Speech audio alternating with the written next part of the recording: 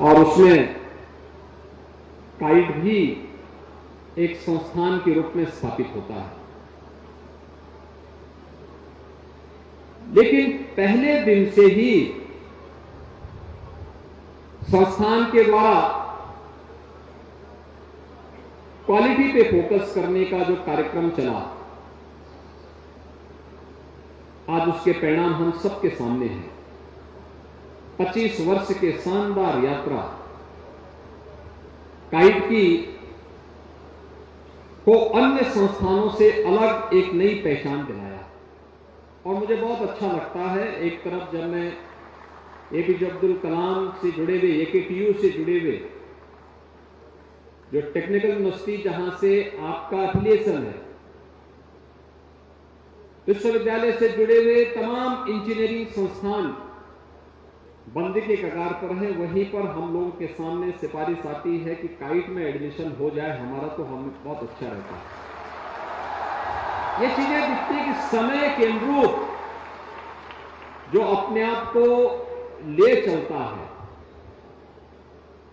समय से 2 कदम आगे बढ़ करके जिन लोगों ने अपने आप को तैयार किया है और समय की चुनौती के साथ जूझने किया, जिसमें एक तमन्ना होती है, एक जज्बा होता है, वही न केवल अपने लक्ष्य को प्राप्त कर सकता है बल्कि जीवन में समाज को और देश को भी कुछ दे सकता है। या काइट परिवार की 25 वर्ष की यात्रा उसका एक प्रतीक है।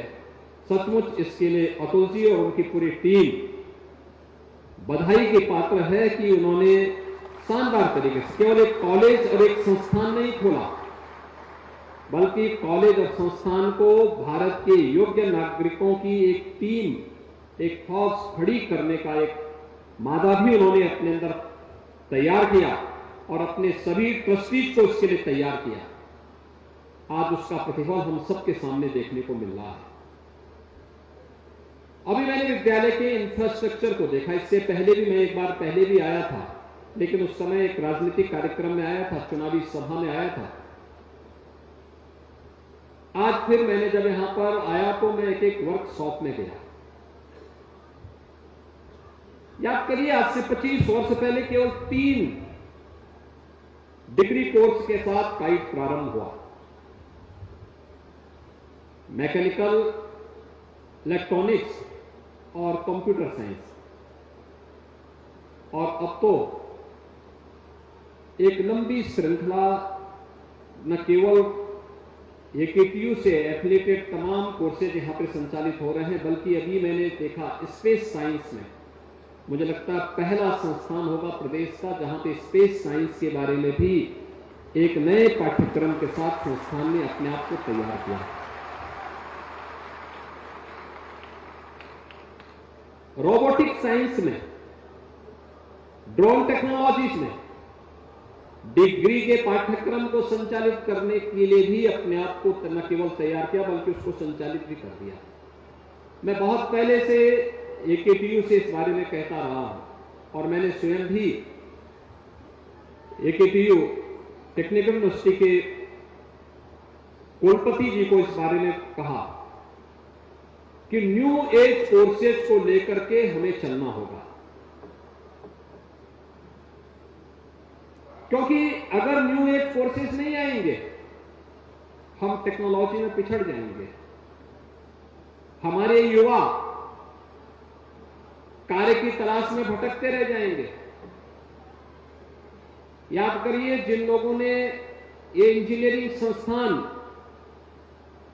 5वें या 6ठे दशक में स्थापित कर दिए थे, उन लोगों ने एक लंबी दूरी तय कर दी। हम लोग इस दूरी को तय करने में हम लगभग 40-50 वर्ष पीछे रहे।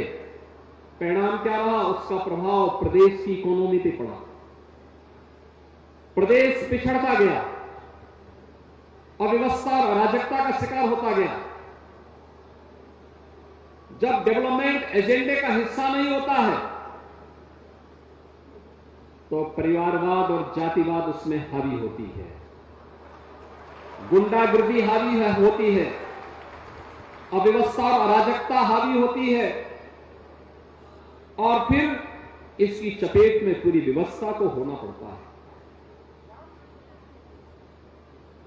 जब हम समय से 2 कदम आगे चल करके सोचते हैं, उसके अनुरूप अपनी कार्य योजना को प्रभावी ढंग से न केवल बनाते हैं बल्कि उसको लागू करते हैं, तो परिणाम हमारे सामने आते हैं। याद करिए 2014 के पहले कैसा भारत हमारे सामने था। अविश्वास, अव्यवस्था, अराजकता, पहचान के एक नए संकट से देश गुजर रहा था। आंदोलन हो रहे थे, बड़े बड़े आंदोलन हो रहे थे। पब्लिक में व्यवस्था के प्रति का आक्रोश था। और 2014 में कैसे परिवर्तन लाया जा सकता है व्यवस्था में, देश में, आज आप देख सकते हैं 140 करोड़ भारतीय अपने नेतृत्व के प्रति पूरे सम्मान के साथ पूरा विश्वास व्यक्त करते हुए उनकी लीडरशिप में कार्य कर रहा है। प्रधानमंत्री मोदी जी के नेतृत्व में आज पूरा देश विकास की एक नई ऊंचाइयों को अग्रसर हो रहा है। आज हमारे पास रैपिड रेल भी है तो मेट्रो भी है, 12 लेन का एक्सप्रेस हाईवे है, तो एक्सप्रेस हाईवे की भी एक बहुत अच्छा इंफ्रास्ट्रक्चर हमारे पास है। लैंडलॉक्ड स्टेट से हट करके हम लोगों ने इनलैंड वाटरवे को यूपी के अंदर भी प्रारंभ कर दिया है। पब्लिक ट्रांसपोर्ट की आधुनिकतम सुविधा आज उत्तर प्रदेश में भी है, देश में भी है।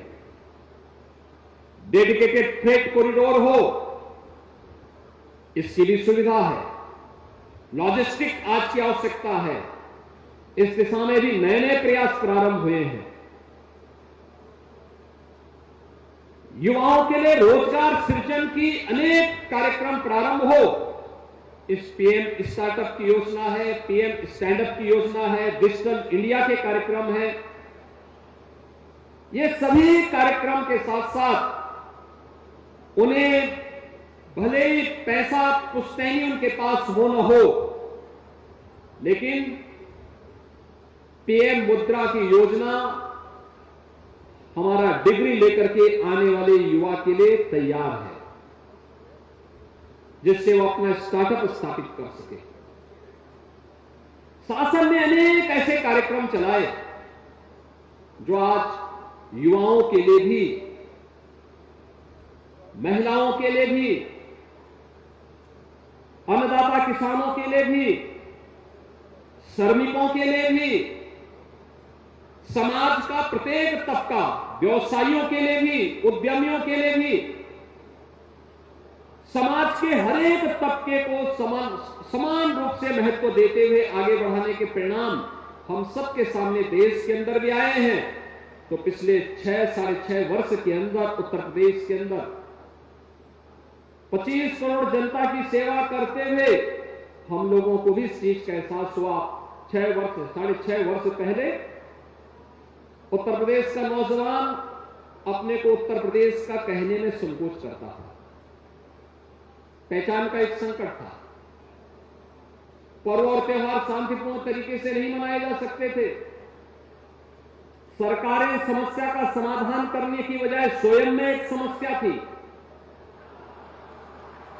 नौजवान के सामने रोजगार का तो संकट था ही, पहचान का संकट भी था।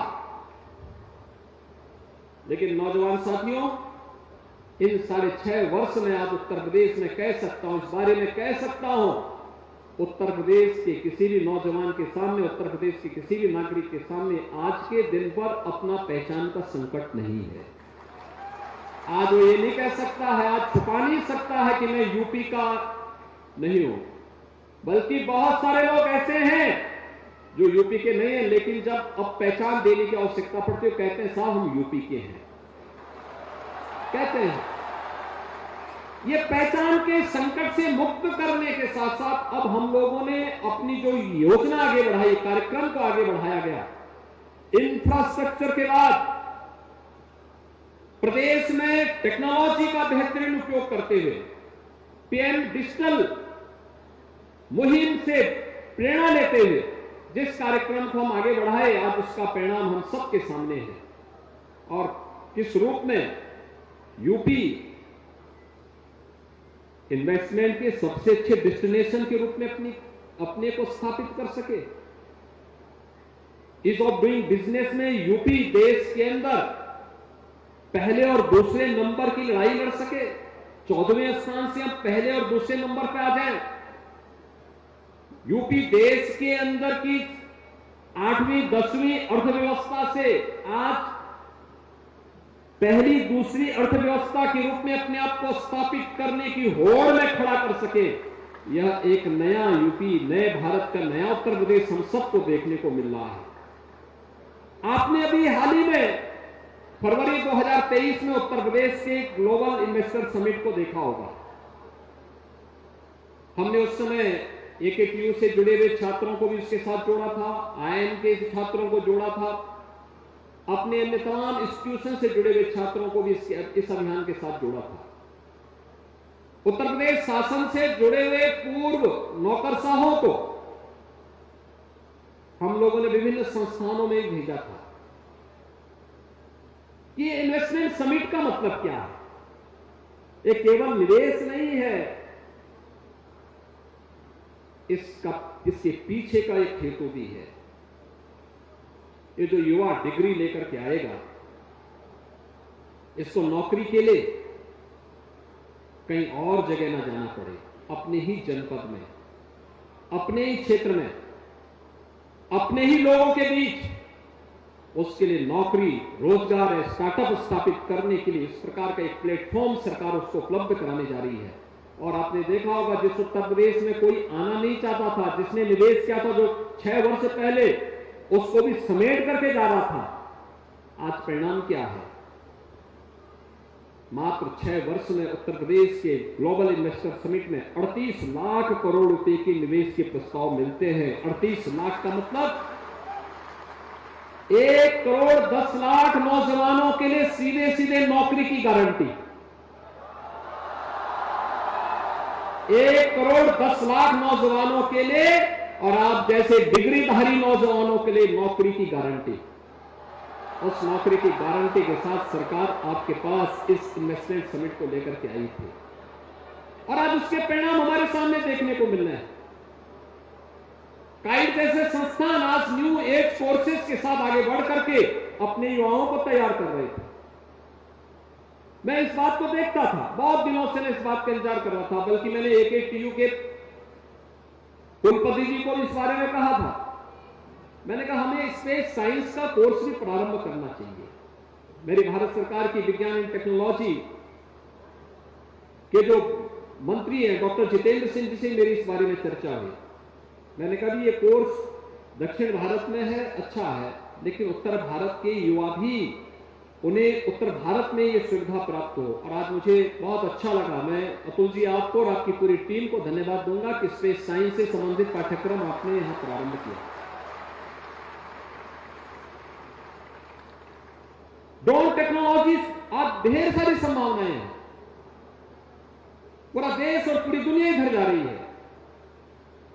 इन नए कोर्सेज को हमें समय के अनुरूप लेना ही पड़ेगा और इससे भी 2 कदम आगे जाना पड़ेगा। लोग क्या सोच रहे हैं? आज आर्टिफिशियल इंटेलिजेंस बहुत बड़ी मदद कर सकता है समाज की, हर एक क्षेत्र में, जीवन के प्रत्येक क्षेत्र में, वह इंफ्रास्ट्रक्चर का हो, पीएम गति शक्ति नेशनल मास्टर प्लान, टेक्नोलॉजी का बेहतरीन उपयोग करते हुए हमें एक प्लेटफॉर्म पर सभी प्रकार की एनओसीज उपलब्ध हो सके। इसके लिए प्रधानमंत्री मोदी जी के नेतृत्व में पूरे देश के अंदर इंफ्रास्ट्रक्चर के लिए एक नए कार्यक्रम को आगे बढ़ाया गया, टेक्नोलॉजी का बेहतरीन उपयोग। और इस दिशा में उत्तर प्रदेश जैसे राज्य में, आप याद करिए जब कुंभ जैसे बड़े आयोजन होते हैं, 2019 का कुंभ था और 2019 के कुंभ के दौरान 24 करोड़ श्रद्धालुओं का प्रयागराज में आना हमारे सामने एक चैलेंज था। कुंभ का मतलब भगदड़, अव्यवस्था, गंदगी ये माना जाता था। हम लोगों ने कहा नहीं, इसकी परिभाषा बदलनी है। कुंभ का मतलब भव्य हो, कुंभ का मतलब दिव्यता हो, कुंभ का मतलब स्वच्छता हो, कुंभ का मतलब सुरक्षा हो, कुंभ का मतलब सुव्यवस्था हो। और इसको बदलने के लिए टेक्नोलॉजी कैसे प्रभावी हो सकती है, टेक्नोलॉजी का उपयोग किया गया, आर्टिफिशियल इंटेलिजेंस का उपयोग किया गया। हम लोगों ने इसके लिए ICCC की स्थापना की। 25 करोड़ लोग, 24 से 25 करोड़ श्रद्धालु आए। स्वच्छता जो आता था प्रभावित होकर जाता था। कैसे हम टेक्नोलॉजी का उपयोग एक सामान्य नागरिक को उसके जीवन को परिवर्तन करने के लिए दे सकते हैं। ड्रोन, अभी मैं देख रहा था एग्रीकल्चर के क्षेत्र में एक किसान पेस्टिसाइड छिड़कता है, हाथ से अपने हाथ में लेकर के जहरीली दवा। सोचिए कि एक जहरीले कीड़े को मारने के लिए जिस दवा को वह छिड़क रहा है उसका दुष्प्रभाव उस पर भी तो पड़ेगा, और वह तमाम गंभीर बीमारियों की चपेट में आ जाता था। टेक्नोलॉजी नहीं थी, अपने हाथ से छिड़कने के लिए मजबूर होता था, बीमार हो जाता था, बेहोश हो जाता था, खेत में पड़ा रहता था। आज ड्रोन है, 20 किलो का चैम्बर एक साथ भर करके ले आ सकता है और 10 मिनट में 1 एकड़ खेती में पूरी पेस्टिसाइड को, पूरी केमिकल को छिड़क करके ला सकता है। बेहतरीन तरीके से एक समान रूप से छिड़क करके परिणाम दे सकता है। जिस कार्य को करने में एक व्यक्ति को घंटों लगते, उसको मात्र ड्रोन 10 मिनट में उस कार्य को संपन्न कर दे रहा है। टेक्नोलॉजी का भी उपयोग हो गया, व्यक्ति की सुरक्षा भी कर दी गई और उसको आने वाले संभावित खतरों से भी बचा दिया गया। ट्रैफिक मैनेजमेंट में बेहतरीन उपयोग हो सकता है, सुरक्षा में बेहतरीन उपयोग हो सकता है, भ्रष्टाचार पर प्रभावी अंकुश लगाने में टेक्नोलॉजी बेहतरीन उपयोग हो रही है जीवन के प्रत्येक क्षेत्र में। लेकिन याद रखना, एक टेक्नोलॉजी मानव के द्वारा संचालित हो, मानव उससे संचालित न हो। हमें इस बात को हमेशा ध्यान रखना होगा, हम टेक्नोलॉजी के दास न बने। टेक्नोलॉजी हमारे द्वारा संचालित हो और हम उस पर एकाधिकार प्राप्त करके उसको अपने अनुसार मानव कल्याण के लिए, समृद्धि के लिए, खुशहाली के लिए, ईज ऑफ लिविंग के लिए हम उसका उपयोग करें।